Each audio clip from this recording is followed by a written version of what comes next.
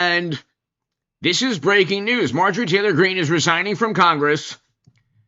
And I want to give you a chance to hear her words directly to you. Hit subscribe to this channel. Go to H.A. Goodman's other channel to read my writing in The Hill, The Huffington Post, Salon, The Federalist, other publications. Go to hagoodman.com.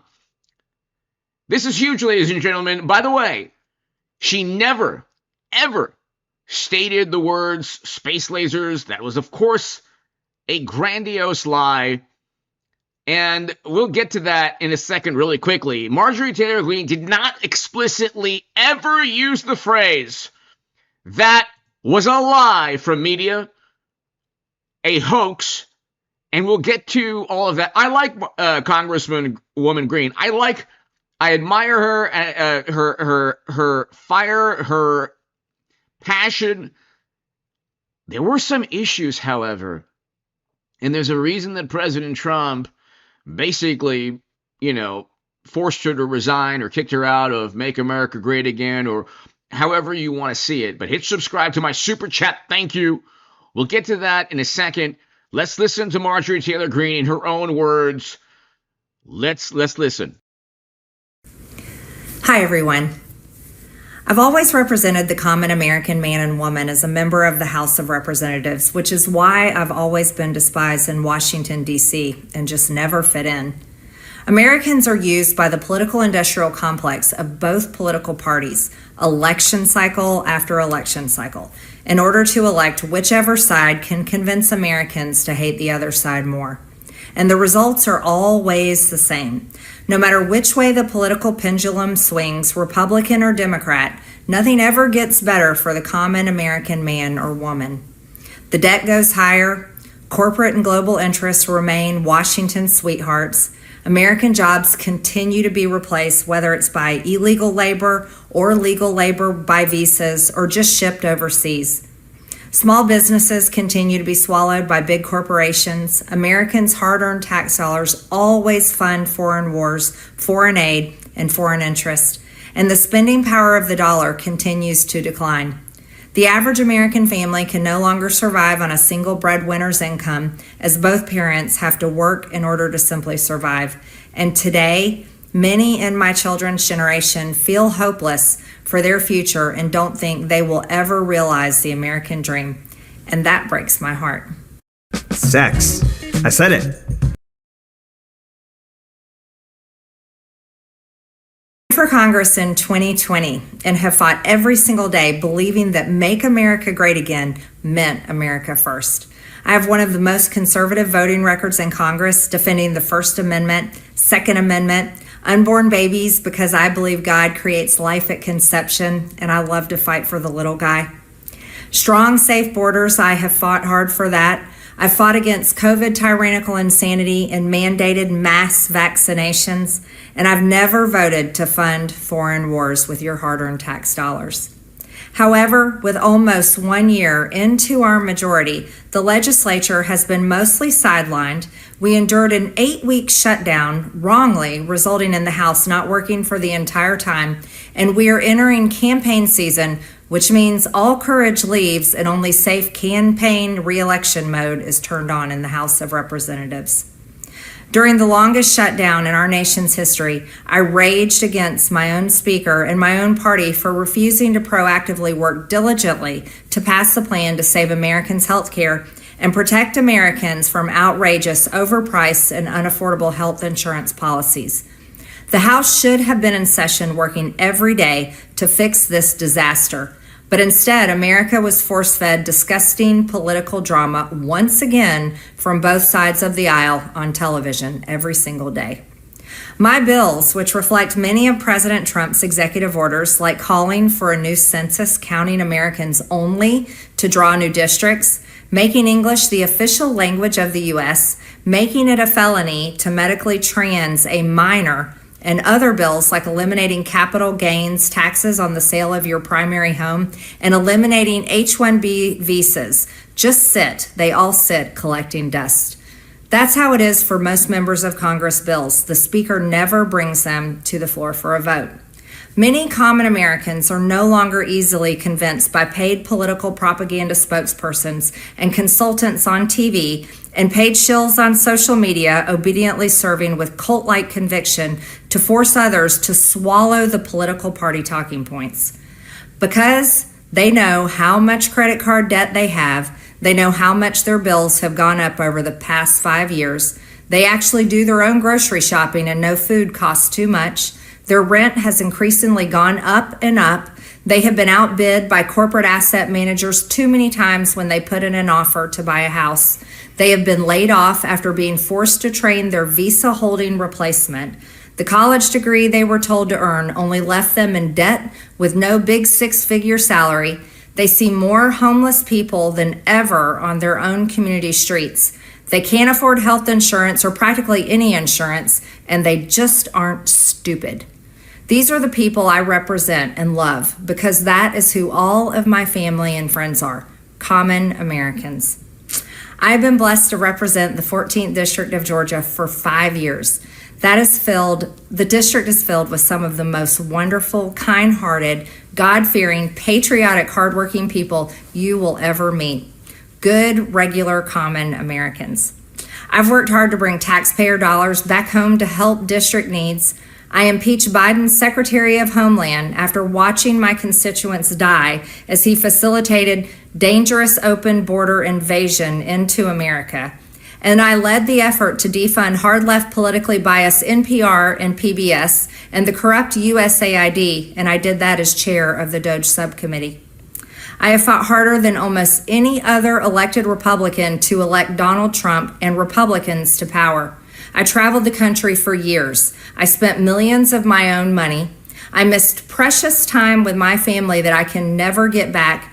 And I showed up in places like outside the New York courthouse in Collect Pond Park against a raging leftist mob as Trump faced Democrat lawfare. Meanwhile, most of the establishment Republicans who secretly hate him and who stabbed him in the back and never defended him against anything have all been welcomed in right after the election. And I will never forget the day I had to leave my mother's side as my father had brain surgery to remove cancerous tumors in order to fly to Washington, D.C. to defend President Trump and vote no against the Democrats' second impeachment in 2021. My poor father and my poor mother, it was way too much for all of us. Through it all, I never changed or went back on my campaign promises and only disagreed in a few areas, like my stance against H-1Bs replacing American jobs, AI state moratoriums, debt for life 50-year mortgage scams, standing strongly against all involvement in foreign wars, and demanding the release of the Epstein files. Other than that, my voting record has been solidly with my party and the president.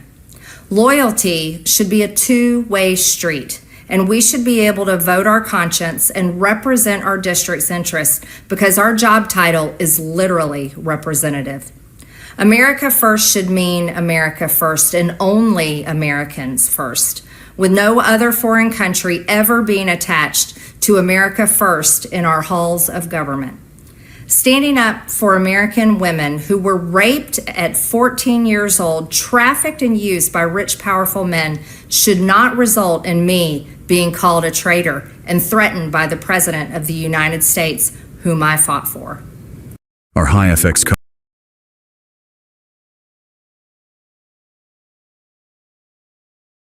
While yes, hurtful, my heart remains filled with joy, my life is filled with happiness, and my true convictions remain unchanged because my self-worth is not defined by a man, but instead by God who created everything in existence. You see, I have never valued power, titles, or attention in spite of all the wrong assumptions about me. I do not cling to those things because they are meaningless and empty traps that hold too many people in Washington. I believe in term limits and do not think Congress should be a lifelong career or an assisted living facility. My only goal and desire has ever been to hold the Republican Party accountable for the promises it makes to the American people and put America first. And I have fought against Democrats' damaging policies like the Green New Deal, wide open, deadly, unsafe border policies, and the trans agenda on children and against women. With that has brought years of non-stop, never-ending personal attacks, death threats, lawfare, ridiculous slander and lies about me that most people could never withstand even for a single day. It has been unfair and wrong, not only to me, but especially to my family, but it's been wrong to my district as well. I have too much self-respect and dignity. I love my family way too much, and I do not want my sweet district to have to endure a hurtful and hateful primary against me by the president that we all fought for, only to fight and win my election while Republicans will likely lose the midterms, and in turn be expected to defend the president against impeachment after he hatefully dumped tens of millions of dollars against me and tried to destroy me. It's all so absurd and completely unserious. I refuse to be a battered wife, hoping it all goes away and gets better. If I am cast aside by the president and the MAGA political machine and replaced by neocons, big pharma, big tech, military-industrial war complex, foreign leaders, and the elite donor class that can never ever relate to real Americans, then many common Americans have been cast aside and replaced as well. There is no plan to save the world or a 4D chess game being played. When common American people realize and understand that the political industrial complex of both parties is ripping this country apart, that not one elected leader like me is able to stop Washington's machine from gradually destroying our country, and instead the reality is that they, common Americans, the people, possess the real power over Washington, then I'll be here by their side to rebuild it. Until then, I'm going back to the people that I love, to live my life to the fullest as I always have, and I look forward to a new path ahead. I'll be resigning from office with my last day being January 5th, 2026, and I look forward to seeing many of you again sometime in the future. May God bless you all, and may God bless America. And may God bless Marjorie Taylor Greene. God bless her. She was a fighter. I love fighters. And she was a passionate, strong, powerful voice who, unfortunately, at certain times didn't understand how vile and how, I mean, she understood. She withstood all the arrows and all of the disingenuous lies and attacks. But I just want to show you really quickly something that, with all due respect, like, God bless Marjorie Taylor Greene. You know, she's a great woman. You could disagree with her if you want, if you're on the left, or, you know, if you're an ever-Trump Republican or whatever. You can disagree with her. I don't agree with everything she's saying, but she was a woman of conviction, and most of the things that she talked about were very important for the country. That doesn't mean that she's 100% right on everything. I want to read you. Florida judge dismisses classified documents case against Trump. Trump had Mar-a-Lago raided. Marjorie Taylor Greene had to deal with lies, absolute lies. She never used the words space lasers. Okay, I would be, insulted or, feel, a certain way because of my ethnic background, but I'm defending Marjorie Taylor Greene. God bless her. She never used that. That is exactly why nobody trusts media. That was a hoax and a lie, just like when President Trump said both sides. She never used that phrase, ever. And it was a lie. Now, the issue here is Make America Great Again. President Trump's administration is not just what Marjorie Taylor Greene wants. And I think that she's a great woman, but it's not just what she wants. It's the economy, it's foreign policy, it's the future of the country.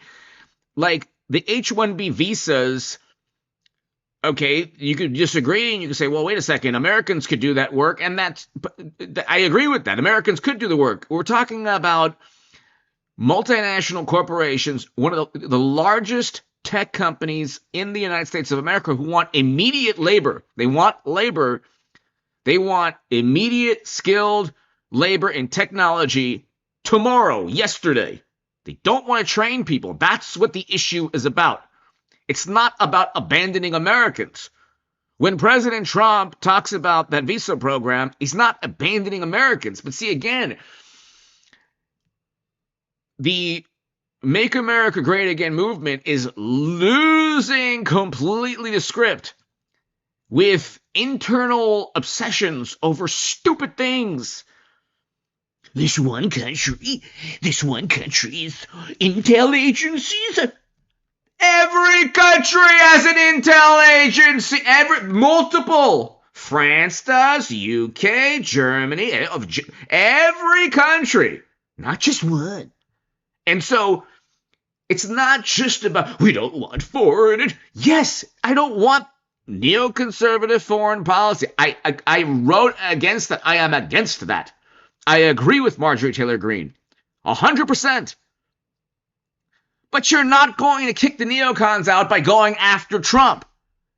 You're not going to defeat never Trump Republicans and Democrats by focusing on an issue like the files, like the EP files, okay, that are a Democratic Party scandal. Real wages are up. Real wages were down under Biden. That's MAGA. That's Make America Great Again. Real wages were down, and all the wonderful economists who were morally superior Democrats didn't care when they were down throughout most of Biden's presidency. Americans are making more money than inflation, or they're able to keep wage growth even when inflation is still high, unlike Biden's administration. Okay, Trump had to deal with everything that Marjorie Taylor Greene had to deal with. It was terrible. Trump was set up and framed. He was called a Russian operative. And again, I think that she's a great woman, but I think that you're losing the script if you want Trump to do everything that Thomas Massie and Rand Paul and Marjorie Taylor Greene wants to do. And I agree with them on a lot of things, probably most things. But you're dealing with the Democratic Party. It's a completely different ballgame. And it's like, this was a Democratic Party scandal. So I agree with Congresswoman Greene. But I keep saying, okay, $20,000. Okay, Hillary Clinton got $20,000. Okay, John Kerry got money. Chuck Schumer got $22,000. The complete imbeciles say, well, Trump is scrubbing the files. No, the files were scrubbed, genius. They were already scrubbed by, almost certainly Democrats. Congresswoman Plaskett, who was texting him, got $8,100. See, the thing is, it makes no sense for Marjorie Taylor Greene to turn on Trump. Again, I respect her. I respect her passion and energy and everything that she did, but it's like, at a certain point, you do have to focus on winning. And again, $139,000 to Democrats. It's not a Trump scandal. Trump didn't want to, Trump either set up a trap for Democrats, so now, Larry Summers is resigning, Hakeem Jeffries is on the defensive, Congresswoman Plaskett is on the defensive, Congresswoman Crockett had to make up a lie pertaining to Lee Zeldin. I mean, now Democrats are on the defensive. It's a political miscalculation. It's a Democratic Party scandal. You had immunity deals, you had Democrats in positions of power protecting him almost certainly. So when she says, release all the files, I agree, but the files aren't there. She should have known that those files were completely and utterly corrupted by Democrats in Biden's 4 years and even before that. We already know now that there were the Biden administration is accused of deleting and destroying records pertaining to Jeffrey Epp. But let's continue here. And another Fox News alert, Marjorie Taylor Greene announced she's resigning. Her last day will be January 5th. MTG is a powerful voice in the party who recently had a falling out with President Trump, and she put out a statement today. I have too much self-respect and dignity, love my family way too much, and do not want my sweet district to have to endure a hurtful and hateful primary against me by the president. We all fought for only to fight and win my election while Republicans will likely lose the midterms. I refuse to be a battered wife. Republicans will lose the midterms only because media. Monday, in an effort to obscure the truth, well, our favorite Congresswoman, Jasmine Crockett, made this shocking claim about Republicans. Take a look. Folks who also took money from somebody named Jeffrey Epstein, as I had my team dig in very quickly. Mitt Romney, the NRCC, Lee Zeldin, George Bush, Win Red, McCain Palin, Rick Lazio. I just want to be clear. If this McCain, Palin, and Romney, or McCain and Romney are never Trump Republicans. And Lee Zeldin never took money from Jeffrey Epp. Primarily Democrats. Basically, only Democrats did. But let's continue. We'll find out what happened. is the standard that we're going to make, just know we're going to expose it all. And just know that the FEC filings, they are available for everybody to review. One itsy bitsy teeny weeny little problem. It wasn't the same Jeffrey Epstein. In fact, some of the donations were made after the sex offender committed suicide. But Jasmine Crockett has no regrets. In fact, she goes on fake news CNN, outright refuses to. It was Lee Zeldin got money from literally a person named Jeffrey Epp who just had the same name. He was a doctor. It had nothing to do. It was a completely different person. It's like saying Bill Smith, who happens to, let's say there's a Bill Smith who's in prison.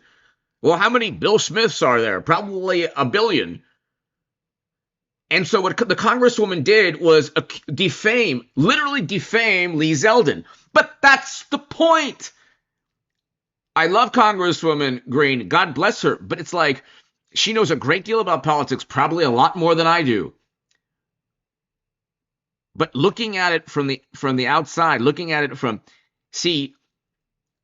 if you want to promote greater border security or releasing of files that really implicate criminals, actual criminals, not stupid conjecture, what's Trump hiding? It's like, well, the Democrats have infinitely more to hide. They're the ones who took all the money, texting him, asking him for donations to meet Hakeem Jeffries, all of these things. What do they have to hide? That's the real question. But it did no good for President Trump, for Congresswoman Greene to turn on him. It did no good for Make America Great Again, MAGA. It did no good. The Democrats walk in lockstep. They have Jimmy Kimmel, Stephen Colbert. They have the ladies at The View. They have the Washington Post, the New York Times. They have the entire American media. Nobody trusts it, but still they have it every single day, giving campaign donations. Nobody is going to care that Congresswoman Crockett defamed Lee Zeldin. But that's the issue. There are still advantages the Democrats have. It does no good for like Thomas Massie and Marjorie Taylor Greene. It's like, yeah, you take a stand, but at the same time, you don't want to give. You want to get your way and you want to influence the president, but try to influence the president in a strategic or a manner that would actually get what you want. To apologize or even correct the record. Take a look.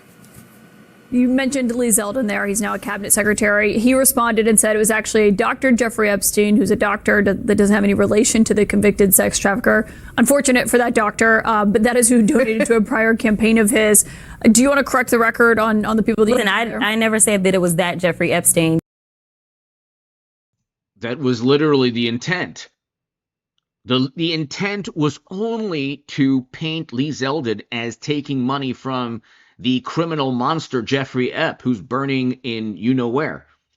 That was 100% the intent. But that's how the Democratic Party works. Defamation that media, up until recently, because now you have the BBC is probably going to pay hundreds of, or tens of millions, ABC News paid millions, whole bunch of social media companies paid millions to Trump. Up until recently, defamation was like, it's open season for it's like, they defamed Trump with impunity. But Lee Zeldin is not Trump. Why does one congresswoman, why is it okay for her to defame Lee Zeldin, who was completely innocent? It was Democrats. It was Democrats who got $139,000. It was Congresswoman Plaskett who got money. It was Hakeem Jeffries who was asking for his campaign was asking for money. It was Chuck Schumer who got $22,000. That's my point. It's like you lose sight. You lose. Marjorie Taylor Greene's great. Thomas Massey's fantastic. I think they're very important. You have to have, but if indeed their value system is so critical to the future of the country, which I do believe it is, then why not try to convince President Trump? Why not try to convince him, to influence the president? You're not going to influence the president by, being forced to leave out with a public feud. And it's just that's the thing I don't get. I don't understand, like, the public feud, that type of thing. It's like it does no good because Democrats still have a whole bunch of advantages. Those advantages are dissipating. But could you imagine if the roles were reversed and a Republican congresswoman defamed a Democrat?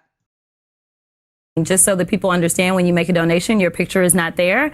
And because they decided to spring this on us in real time, I wanted the Republicans to think about what could potentially happen, because I knew that they didn't even try to go through the FEC. So my team, what they did is they Googled. And that is specifically why I said a Jeffrey Epstein, unlike Republicans. But there's the admission, a Jeffrey Epp, knowing that it's an a Jeffrey Epp is admitting defamation. The intent, the understanding from that statement was the congresswoman knew it wasn't the criminal Jeffrey Epp, but wanted to prove some kind of point by defaming Lee Zeldin. I at least don't go out and just tell lies. It was a complete lie. But they don't have pictures next to the donor themselves. So how could I possibly not make that mistake? The one person we know that was begging for money on numerous occasions, again, Hakeem Jeffries. Let's see, Bill Clinton implicated, Lawrence Summers implicated, and so many others. Pretty interesting. Joe Biden had 4 years to release this information. Why didn't he? And he didn't because Democrats got $139,000, because Chuck Schumer received $22,000, because Hillary Clinton received $20,000. If Trump was receiving $20,000, $139,000, if Republicans, Jeffrey Epp was a Democratic donor. He wasn't a Republican donor, although he gave to Republicans. He was a Democratic donor. He was very good friends or friends with Bill Clinton and other Democrats. Larry Summers had to resign from a board, and there's all these. Hakeem Jeffries' campaign reached out for a dinner with Jeffrey Epp. We can go on and on. Jeffrey Epp gave money to Democrats so Democrats could protect him with immunity deals, lowering his status. He was literally texting Congresswoman Plaskett real time.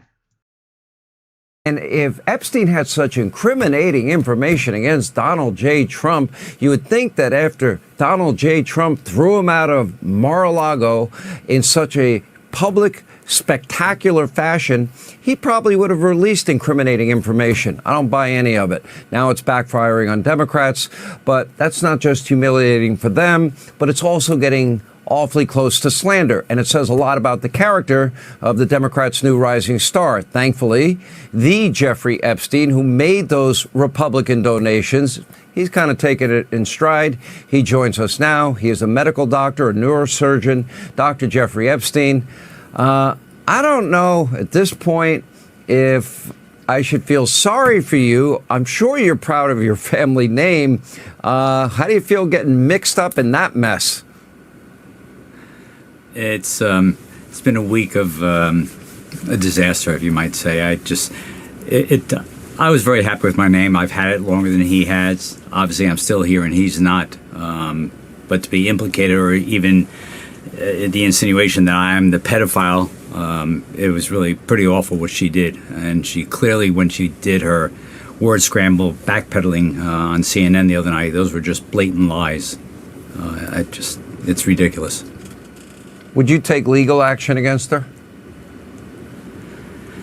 I had considered it, but of course, with the law, you cannot, because the comments were made on in the Senate floor, so you can't sue based on the constitutional law.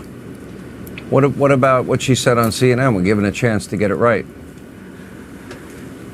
She certainly didn't get it right. If anything, she lied even further because she never once said Jeffrey Epstein. She said Jeffrey Epstein. Clearly, she implied that Lee Zeldin, amongst others, had taken money from the pedophile.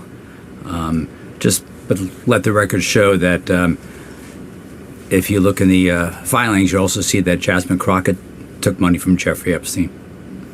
You know, I always feel sorry. I mean, I chose this life that I live to be in the public eye. But for people that don't choose it and they get... So apparently the Congresswoman took money? Is that true? It's smeared and slandered and besmirched. I've often given advice to friends that have gone through that. It's very hard on them. Has this been very hard on you? It's been annoying. That's the best way I can say it. I've been inundated You're with... very gracious. a few too many texts, a few too many phone calls, people showing up at my home saying they're friends of mine. A reporter from the New York Post came by. It's just so silly. It's annoying, and that's what it was. Did you donate to Jasmine Crockett? I read you might. I was hoping this would go away already. I thought this would die down after a couple of days, but it just seems to keep going and going. Did you donate to Jasmine Crockett? I read you might. I did. I donated to Jasmine Crockett. All right, that's political jiu-jitsu. Good play. So again, it's unbelievable. And again, I respect Marjorie Taylor Greene. But at the same time, it's like, I mean, we can listen to this. This is her last year talking about border security and all of that. At the same time, it's like, if you're going, see, here's the thing. This whole President Trump is president for a good jobs report, for real wages going up, for stopping 8 wars, for the future of America. A lot of the things that Congresswoman Greene was talking about, yeah, that's important. But this is the president of the United States of America. It's not, even though he's like the first social media president, he's not a meme. He's part of U.S. and world history, like to a good extent Congresswoman Greene. But Trump is literally like going to be talked about, hopefully studied in an appropriate, like respectful, like legitimate manner to show how great this man was, how important he was for American history. So we wouldn't go down the toilet with Biden and other Democrats. Trump saved this country from Clinton and Biden. I mean, in terms of endless wars, in terms of endless debt. I mean, we had enough debt, but in terms of like endless giving up sovereignty to every single multinational corporation, but all multinational, non-governmental group, but and other issues too. Trump was very important for the history of this country in so many ways, primarily foreign policy. It was a moral imperative to have voted Trump. It was the immoral, like when Democrats say moral, we're moral. You ain't on the right side of history. We know because we had 4 years of Biden and then President Trump won. Okay, but again, if you want, it's important. Like the visas, the H-1B visas, the obsession of the tech companies don't. It's not an issue with Trump. It's an issue with the tech companies. If you're upset with H-1B visas, then you're upset with the technology companies. When Trump says, "Hey, you know what? We need that visa program," the rebuttal is, "Well, why don't Americans do it?" It's like, yeah, I agree. I agree with the MAGA mentality. I agree 100%. We should have Americans do it. But right now, because we've had outsourcing for 30 years, we still need the program. Or at least President Trump sees that these tech companies, who are very powerful, very big, and employ thousands and tens of thousands of people, still need the program. Why is that so difficult to understand? Why? This is not about like, oh, Trump wants an H-1B visa. This is terrible. He's not listening to MAGA. It's about the tech companies. You could pick any tech companies that want the labor immediately, right now. They don't want to, unfortunately, spend a year or 2 years or 3 years or whatever, training people, which they should. I agree. But why doesn't Marjorie Taylor Greene? Why doesn't Thomas Massie? Why doesn't Senator Rand Paul? And I agree with them. But why don't they just say, look, you know what? This is an issue with the H-1B visas, is an issue mainly with, 10, 12, 20 major technology corporations and other corporations too. And they don't want to train Americans. So let's go ahead and focus on ensuring these companies, or trying to influence, or trying to get these companies, or writing legislation to incentivize companies to do away with the visa program, to hire Americans, to train Americans, to educate and train Americans in the tech field or whatever, AI, whatever. But they go after Trump. Trump, oh my God, Trump. And it's like, yeah, but you're only helping the opposition that doesn't care about the job growth and the good jobs report and will lie with impunity. Congresswoman Greene never stated the word space lasers. If you stumble upon this and think that she used the word space lasers, she never did. She never, ever did. And I'm defending her 100% because she never, defamed or insulted my ethnicity. But that's media. That's what I get it. I get it. She felt that Trump betrayed her, but this is not about like Trump dealt with as much, and Congresswoman Greene dealt with a tremendous amount. Trump dealt with just as much, or perhaps even more, probably more in aggregate. I mean, President Trump, God bless him, if he hadn't moved his head, it would be like, God forbid, JFK. Marjorie fails to notice is that we have been fighting on the border. We fight on it every day. We passed our comprehensive border security package, H.R. 2, at the very beginning of this Congress. It's been sitting on Chuck Schumer's desk. We passed all the resolutions. We passed these acts out of the House, and they get stopped in the Senate. And that was the Speaker of the House, Louisiana Congressman Mike Johnson, with me here last weekend, referring to Georgia Congresswoman Marjorie Taylor Greene's threat to file a motion to vacate the Speaker's chair after the Republican-led House passed a $1.2 trillion spending bill last month with still no new security at the southern border, and then yesterday passed an additional $95 billion in new foreign aid, $60 billion of which is going to Ukraine. Since then, two other Congress did not file the motion to vacate. Why not? That's right, Maria. I've been responsible with this the entire time. I support our majority, and I support having the majority in 2025. But I'm a representative of the people, Maria, and I do not represent Washington, D.C., New York Times, any of these media companies and other Republican colleagues of mine that are criticizing me, even the Speaker himself. Most of those people have lost their way, and they aren't listening to the American people. The people are fed up. Last Monday was tax day, April 15th.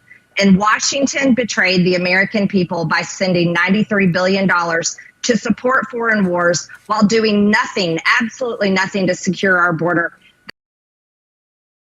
So I agree with her.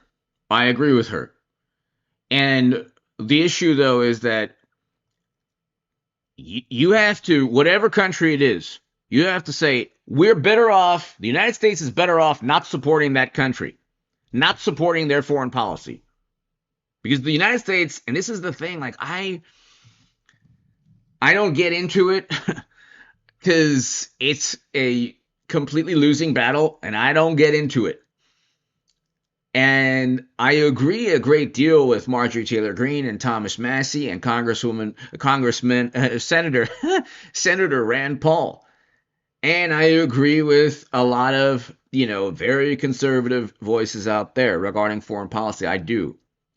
Okay, but here's the reality. It's not only that a foreign lobby controls the United States, any foreign lobby, even the ones that certain people completely obsess over. It's about U.S. national security benefiting from helping allies. If you agree or you disagree with that, if you disagree, you say, well, our national security doesn't benefit, then push legislation. Push for legislation in Congress. Any country. Pick any country and push for legislation. No more funding. Well, push for it. Then you could debate. Well, what happens if you don't help that country? It could be 2, 3, 4, 5 countries, not just the one small country that's obsessed over. It could be 3, 4, 5 countries. Because guess what? We support and we help like 10, 20 countries. It's not just one. One we give more to, but we help about 20 countries with a lot of money. We don't do it because of a foreign lobby.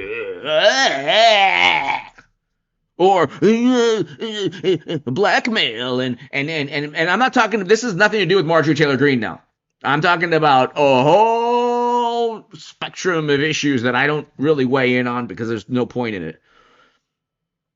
Foreign policy, U.S. national security, and the money we send to other countries correlates to U.S. National security benefiting the United States of America. If you don't think that money to certain countries benefits the United States of America, then you have to vote for legislation, or you have to call your congressman or your senator tomorrow and say, sponsor legislation to stop funding whatever country. It's called, Congress has the power of the purse.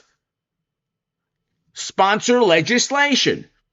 And then you can debate, and then you can influence politicians saying, hey, our country is better off not sending the money, or our country is better off sending the money. It's about national security. And national security, of course, should be stopping never-ending wars. I agree with that 100%. 100%. Okay? The question then remains, if an ally loses to the adversary, is the world better off, or is the United States better off with the adversary controlling that territory and not the ally? But again, these are like other questions that, I don't need to get into. That is a complete betrayal. And then once this bill was passed, the American people saw on their television screens and social media all over where Congress was waving the Ukrainian flag on the United States House of Representative floor. All of this was possible because of the betrayals of Mike Johnson, Maria. He has completely betrayed the Republican Party. He has completely betrayed Republican voters all over the country. And he is absolutely working for the Democrats, passing the Biden administration's agenda. So this is a speakership that is completely over with. It's only Mike Johnson is the one that's trying to hang on to it and is in complete denial. Well, look, you just heard the speaker with me last week saying I love Marjorie Taylor Greene, but she had Mike Johnson's ear. She was a powerful or pretty influential Congresswoman. Why not try to explain, hey, this is better for the country to Mike Johnson, this to President Trump? Or, explain, hey, you know what? Here's why the country benefits not giving the money to these allies. Just instead of there's this obsession now, taxpayer money is going to. Okay, then simply explain in legislation why we should not fund a certain country, and explain and communicate like God bless him, God bless his soul, and he's in heaven, Charlie Kirk. The man's in heaven, and it doesn't matter what anyone thinks because he sat down and spoke to people, and that's a divine quality to speak and to discuss. And he did it in good faith. And it's not his fault that every time somebody tried to refute his argument, they oftentimes looked silly. That's not Charlie Kirk's fault. That's the merits of the arguments leveled against him. But Charlie Kirk is in heaven because it is a divine quality to sit in the belly of the beast. Every time I saw Charlie Kirk, God bless his soul, I said, my God, this man is it's like going into a shark cage. It's like watching great white sharks, and you have this person in the cage with the flippers and the suit and all that, and you see that. Oh my God, if that shark gets into that cage, it's game over. And every time I saw him in a college campus, I said, man, God bless this guy. It's unbelievable. But Charlie Kirk was all about communicating, explaining. And Marjorie Taylor Greene's great, but she was like, Mike Johnson is working with, he's a Democrat now, and Trump this, and it's like, well, if you have to communicate and explain your vantage point. You can't just, and I'm not talking about Marjorie Taylor Greene, you can't just simply scapegoat a group of people, a country, a political party, a person, the president. You can't scapegoat Trump. You can't, you have to communicate and try to influence and try to, like Charlie Kirk did, convince people your side is right. She did that to a good extent, but, she doesn't, she's missing the fact that we already passed H.R. 2. But I think, some of the criticism is because and by the way, you're getting criticized on the left, on the right, in the media, everybody, a lot of people are criticizing you. And the reason that they are is because they're saying that you're creating drama during this election year. How is this leading to reelecting President Trump? How is this leading to the American people believing that the Republicans can govern? People are saying, look, she's creating chaos. She's making the entire party look like it's disrupted. Your reaction and response to those criticisms? Yeah, those that are calling this drama are the very people that are responsible for the drama that the American people are having to live through every single day. Those on the left, those on the right, the uniparty that's in control of our government are the ones that have inflicted the American people with nearly $35 trillion in debt, ripped their border wide open, and refuse. Speaker Johnson refuses to use his power as Speaker of the House to do any type of negotiating to secure the southern border and stop the madness in our country. The people criticizing me are not the American people. The American people agree with me, and I've talked to them, and I've seen it all over. They are outraged, and what they're saying is they don't want to vote for Republicans anymore because in their eyes, their opinion and how they feel and how they're treated, the Republican Party in charge right now is no different than the Democrat Party. then why didn't Marjorie Taylor Greene and Thomas Massie and Senator Rand Paul and others, why didn't they simply write legislation, push legislation to stop all funding to 4, 5, 6, 7 countries or whatever, 1 or 2 countries or 1 country? Why didn't they do that? It's like running on a treadmill and saying, if you don't follow me, we'll never get to that destination. You're running on a treadmill. It ain't moving. You're moving. It ain't moving. So instead of just running on a treadmill and saying, you know what? Oh, we're funding all of these countries. Like, well, write legislation. You could do that. You can't. You don't have to. The Congresswoman. I'm not talking to Congresswoman Greene here. Okay. Anybody. Marjorie Taylor Greene, Rand Paul, Thomas Massie, anybody. The Freedom Caucus, anybody. The most MAGA Republican, which I probably agree with most things. A lot of conservative pundits on YouTube that I listen to and agree with most things, disagree with certain things. Okay. There's a lot of blaming one country, one ethnicity, one this, one foreign lobby. Then write legislation. Go do it. Who's stopping you? I wouldn't care. Go make the case. Go make the case. Do it. Make America the most make America great again politician. Make the case. Or the most, let's say, whatever. Like if you're Senator Paul, Congressman Massie, Congresswoman Greene should have simply pushed legislation to completely stop funding or reduce funding. Why didn't they? You can push legislation before a funding bill, before a budget. A budget is different from legislation that blocks funding to certain countries. Why didn't they do that? And don't blame a lobby or anything. It's like no one is going to beat Massie or Paul or even Marjorie Taylor Greene in her district. They could have simply pushed legislation. It's just like the Green New Deal with AOC. That was a resolution. So if you truly believe to stop funding for countries, then push it in Congress legislation to block funding. Go do it. This way you can have the debate and you can say, America is better off not funding certain allies.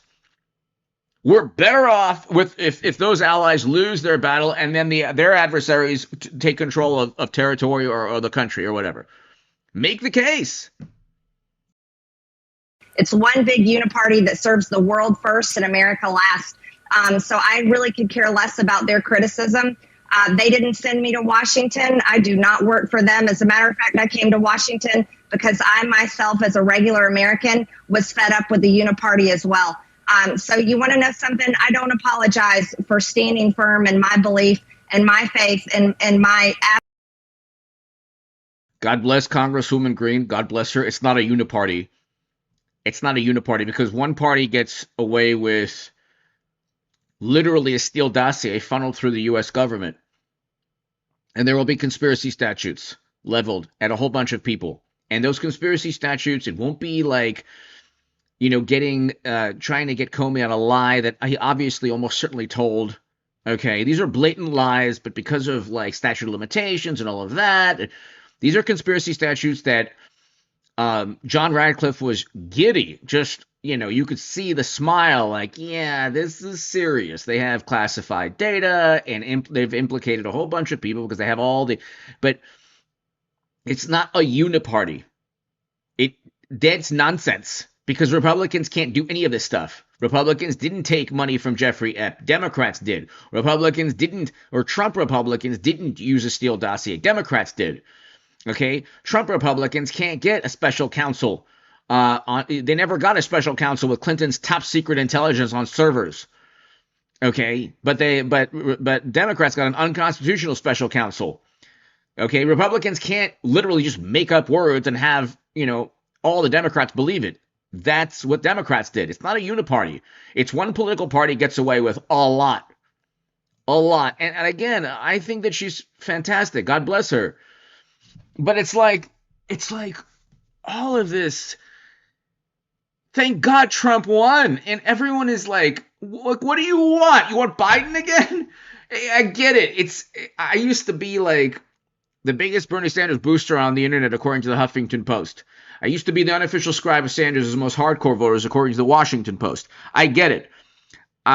It seems like I'm repeating the same type of argument that I pushed against when I was on the left. Well, why don't people support Bernie Sanders, who was a tool and almost certainly part of the whole charade? They don't even have functioning primaries. They cheated Bernie Sanders, and they did worse to Biden. They did worse to Biden. He won his primary, and none of his policies would have worked Bernie Sanders. But anyway, the point is, and he would have just been okay with endless wars and all of that. That's a whole other story. The difference, however, is Trump is giving you 80 to 90% of what you want. Even if you're Thomas Massie, even if you're Marjorie Taylor Greene, even if you're Senator Rand Paul. And I think Massie is great, and I think Paul is great too. He's giving you 80 to 90% of what you want. They weren't doing any of the Democrats didn't do even 50% of what Bernie Sanders wanted. It was a completely different ballgame. But Trump is giving you like 80 to 90%, and the 10% is like, oh my God, Trump's not giving the 10%. And at the end of the day, you just allow Democrats to just run away with things as always. But here, this is important. This is Scott Bessent. You can create.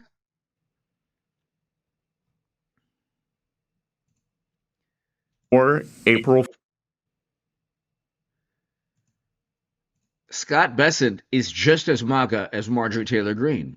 He is. He is. He's very important to the future of the country. Very important to tariffs, which Marjorie Taylor Greene agrees with. Okay? I believe she agrees with. But he's just as MAGA as everyone else. And because he's implementing President Trump's economic policy, foreign policy. Morning, Maria. Always great to be with you. Is China holding back rare earth magnets from companies tied to the U.S. military right now?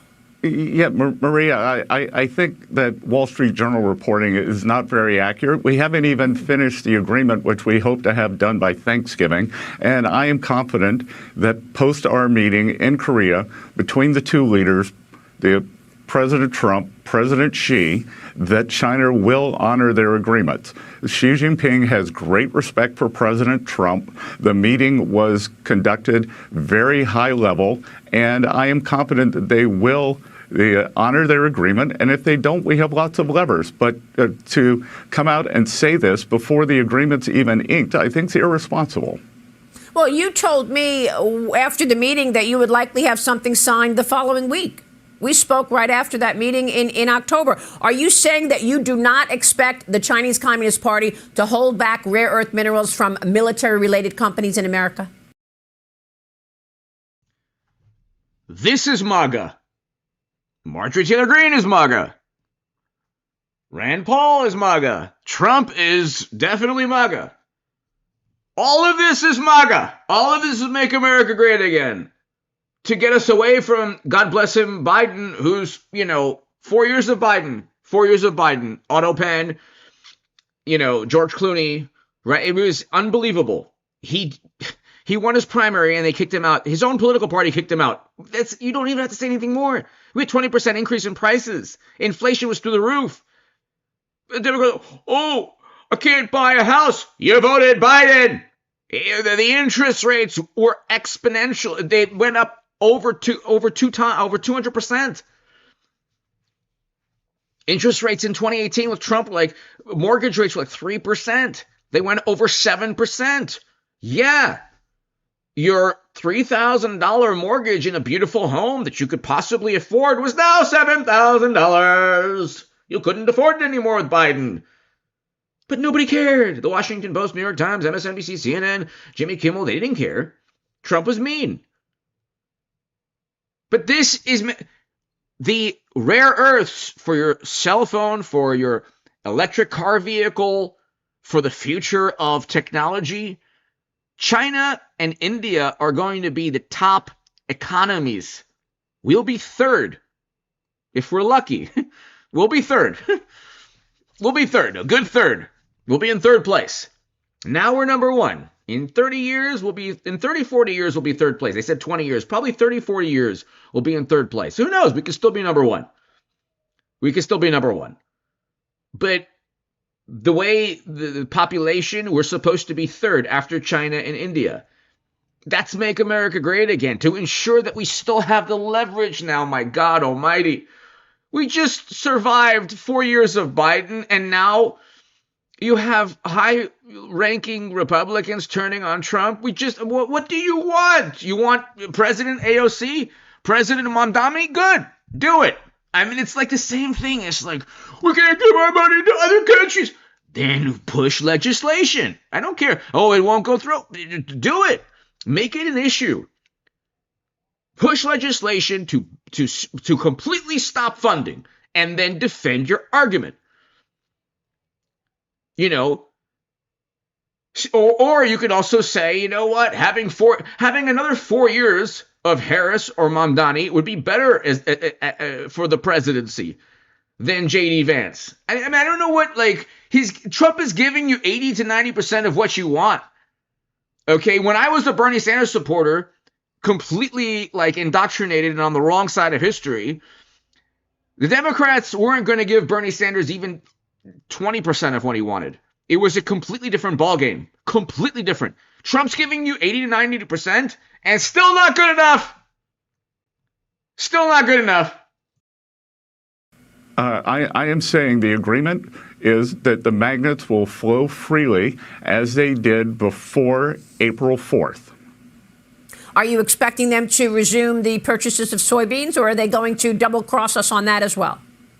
Maria, we have lots of levers, and again, they've already started the purchases of soybeans. They've agreed for this buying season to buy 12 million tons, 25 million tons for the next 3 years after that, so a total of 87 million. And then we have lots of other trade agreements that call for soybean purchases.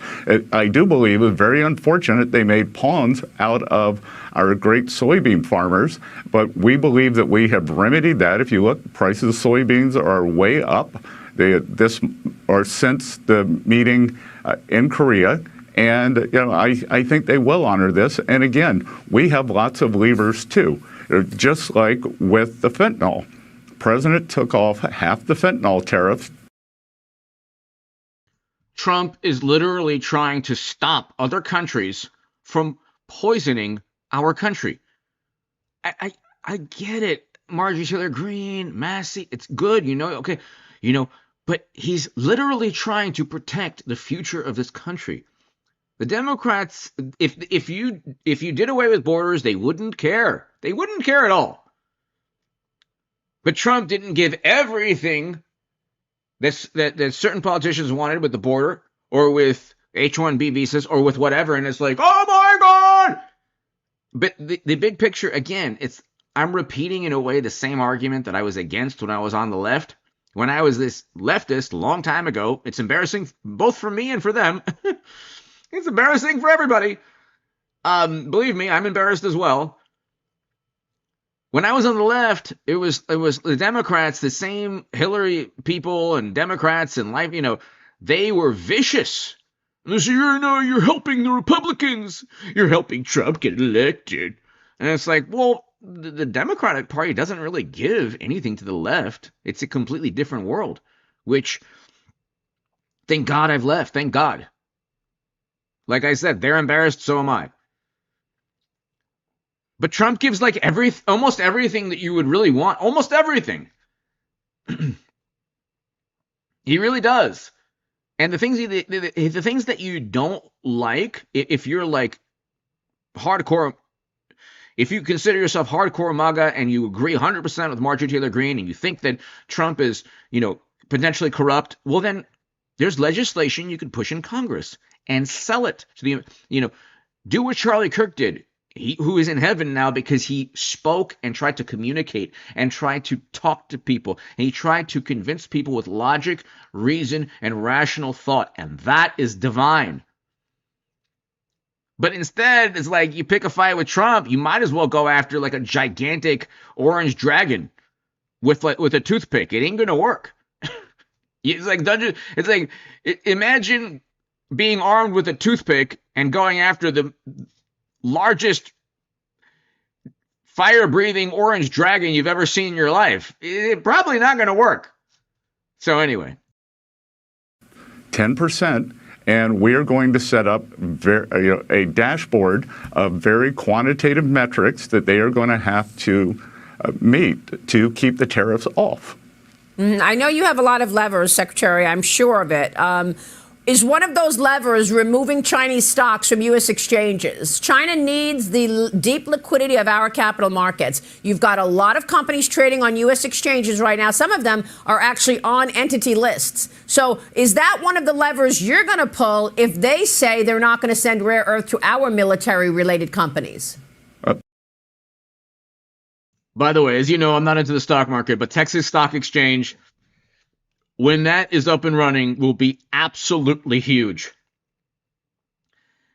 I mean, when New York elects Mamdani, the Texas Stock Exchange will be even more important for the U.S. economy. It'll be absolutely huge. And I mean, that is something that, theoretically that is something that theoretically a person would want to invest in.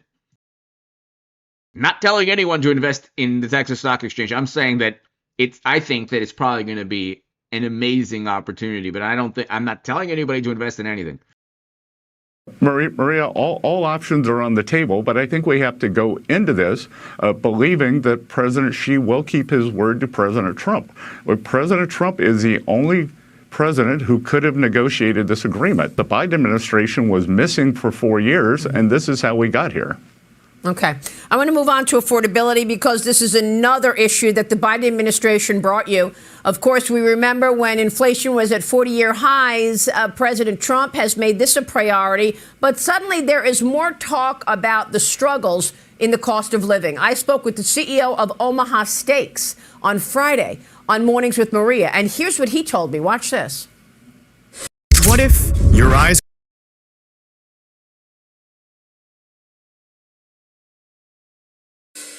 So we are headed for what I'm calling, Maria, the $10 a pound reality. By third quarter of 26, families are going to see $10 a pound ground beef in the grocery store. So we're in for a bit of a haul here. I don't believe we'll see price come down in any meaningful way until sometime in 2027. Secretary, I know that President Trump has been able to rein in inflation, certainly the cost of some foods and energy. But what is your take on what you just heard? He's expecting $10 meat. Well, Maria, the beef market is a very specialized market. It goes in long cycles, and this is the perfect storm. Again, something we inherited, and there's also, because of the mass immigration, a disease that we've been rid of in North America made its way up through South America. As these migrants, they brought some of their cattle with them. So part of the problem is we've had to shut the border to Mexican beef because of this disease called the screwworm. So we're not going to let that get into our supply chain. And again, I don't want to focus on one product. It's a very important product, and we are laser focused on this issue. And the cost of living, Maria, is two parts. So we inherited this terrible inflation. We are flattening it out. I believe we're going to push it down. Energy prices are down. Interest rates are down. But the real thing that is going to happen you got to lower interest rates. You have to lower the interest rates. Then inflation possibly goes up, but you got to lower the interest rates. Is going to give Americans real purchasing power increases. It's going to be through growth.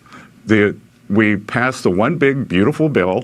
I am also the IRS commissioner, and I can see that working Americans, thanks to the president living up to his campaign promises, no tax on tips, no tax on overtime, no tax on Social Security, deductibility of auto loans. If you buy an American car, there are going to be substantial refunds in the first quarter of 26. Working Americans will change their withholding, and they will get a bump up in their real incomes. So I would expect in the first 2 quarters, we are going to see the inflation curve bend down and the real income curve substantially accelerate. And when those two lines cross, Americans are going to feel it. But Maria, I will tell you what we're not going to do. What we're not going to do is tell the American people that they don't know how they're feeling, which is what the Biden administration did. They said it was a vibe session. You don't know how good you have it. This is also within the context of imposing tariffs, which Democrats love to say, who pays for the tariffs? It's like, interest rates went up exponentially under your watch, as prices still went up 22%. And so interest rates went up, making it more difficult to buy homes, and prices were still high. And then Biden flooded the strategic petroleum reserves. But they did nothing about outsourcing. Outsourcing is why there's poverty, which leads to crime, which leads to homelessness. That's the biggest reason for poverty in the United States of America, outsourcing, or one of the biggest reasons. Jobs that should be, there are certain jobs that perhaps can't be within the U.S., but most of the jobs that are outsourced still can be in the U.S. It's like the Democrats love unions, except when President Trump actually helps unions by imposing tariffs. So Trump is literally trying to reverse 30 years. I mean, this is from NAFTA with Bill Clinton and Al Gore. The outsourcing is what causes poverty. All of those socialists, those wonderful morally superior socialists and communists and leftists, they're so morally superior, but they don't understand basic economics. If all of the jobs are going overseas or to other countries, and there's no jobs for Americans, then you have, yes, a need for social safety nets, obviously, because people are poor. The same Democrats who love SNAP, who say, oh, SNAP, it's so important. Yeah, it is. I agree. It's 100% important. Why is it important? Because outsourcing caused so much poverty. Cities and towns that used to have employment, that used to be middle-class towns, that used to help people of all demographic groups, people of color, everyone. Well, once the factory leaves, then people become poor. Okay, this is not difficult to understand. Even a socialist can understand this. But it's like Trump is trying to address this.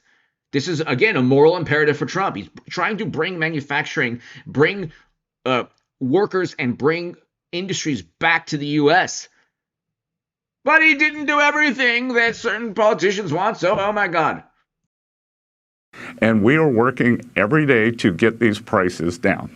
So is this the president's response to these worries? He said on Friday he wants to perhaps lower tariffs on beef, on coffee, nuts, spices, and a dozen other agricultural foods. He's also talking about this new proposal to send $2,000 checks to average Americans. Now, does he need congressional approval to do that? But these two moves are, many people believe, in response to these worries about the cost of living.